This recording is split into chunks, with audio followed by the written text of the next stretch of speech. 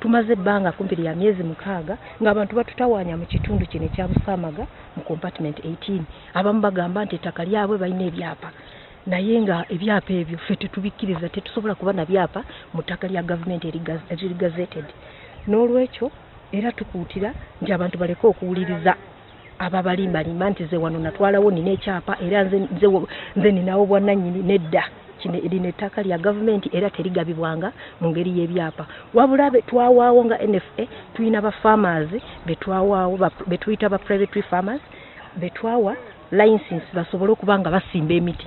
Naye olwa emirimu gy'abana abaagala okwonoona n'okutwala ettaka batawanyiza ba farmers baffe emiti gyabwe gyonna bagitemye. Tuwaabidde emisango ku poliisi era emisango emirala giri mu kooti. Tugezaako okulaba nti n'ekyapa ky'oyo omwami bwe bagamba Miss Masa nakyo kisaziddwamu era wona abaawo ebyapa ebirala byonna nabyo bijja kusazibwamu. Because like this one here, these farmers not yet reported. Do you know?